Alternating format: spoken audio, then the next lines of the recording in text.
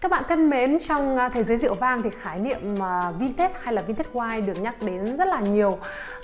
Tuy vậy thì nhiều người còn khá là bỡ ngỡ với thuật ngữ này. Vậy vintage là gì và tại sao vintage lại quan trọng đến như vậy thì chúng ta hãy cùng tìm hiểu qua video này nhé.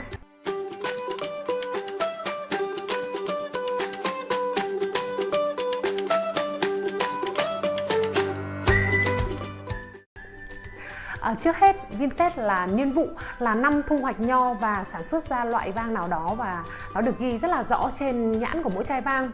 Mỗi vintage cơ bản là nho được thu hoạch của năm đó hoặc là trộn một phần nho của năm khác vào.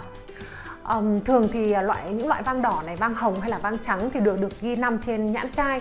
Tuy nhiên là Champagne và một số sparkling wine khác thường không được ghi năm trên nhãn hiệu. Lý do chính là các nhà làm champagne đã trộn rượu vang của các năm lại với nhau để duy trì sự ổn định về chất lượng. Và cũng cần nói thêm ở đây là các nhà sản xuất champagne chỉ chọn năm nào có chất lượng tốt, chất lượng cao thì họ mới sản xuất và ghi năm trên nhãn hiệu. Và thường thì những chai champagne này thì rất là ngon. Khái niệm vintage hay là vintage wine đôi khi cũng được sử dụng để chỉ bất kỳ loại rượu vang nào được ngâm ủ lâu năm hoặc là rượu vang có chất lượng đặc biệt. Tuy nhiên nó hoàn toàn khác với ý nghĩa vintage là niên vụ nho có chất lượng tốt đấy nhé. Vậy thì tại sao vintage nó lại quan trọng? Thì chúng ta sẽ tìm hiểu qua những lý do sau đây. Thứ nhất là mỗi vintage khác nhau thì sẽ cho chất lượng quả nho khác nhau và chất lượng vang cũng khác nhau. Cho nên tại sao cùng một loại rượu vang cùng được làm ra từ cùng một nhà sản xuất này, cùng một giống nho này và cùng các yếu tố tự nhiên và công đoạn từ khi bắt đầu đến khi kết thúc đều rất là giống nhau, nhưng chất lượng của các chai vang lại khác nhau. Ở các vintage khác nhau thì lại không giống nhau. Yếu tố mà quyết định đến sự khác biệt của các vintage chính là thời tiết.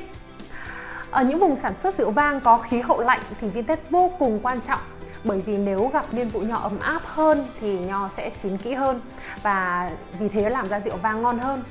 Ngược lại, năm nào có khí hậu lạnh quá thì sẽ khiến lượng đường trong nho giảm mạnh, ảnh hưởng lớn tới chất lượng của rượu vang. Nói về khía cạnh khác quan trọng của vintage thì đó chính là tuổi thọ của từng loại rượu. Trước hết, rượu vang phải được bảo quản ở điều kiện tốt. Điều cốt lõi ở đây là phải hiểu mỗi loại rượu vang đều có tuổi thọ và thời gian trưởng thành khác nhau. Chính vì vậy khi chọn cho mình một loại vang thì nên chú ý đến tuổi thọ của nó. Có nghĩa là không phải loại vang nào cũng có thể giữ được lâu được đâu, và không phải loại rượu vang nào thì cũng giữ càng lâu càng ngon đâu. Đa số các loại vang như là vang trắng, vang hồng và các loại vang đỏ có chất lượng thông thường thì chúng ta nên uống sớm nhé. Uống tối đa là từ 3 đến 4 năm từ khi sản xuất là tốt nhất. Chỉ những loại rượu vang hảo hạng mới nên để lâu năm, và khi đó thì chúng sẽ đạt đỉnh về chất lượng. Ngược lại, những chai vang rẻ tiền nếu để lâu thì sẽ bị hỏng đấy. Mình hy vọng là một số những kiến thức nho nhỏ trên đây thì sẽ giúp các bạn có những trải nghiệm rượu vang thú vị. Xin cảm ơn các bạn.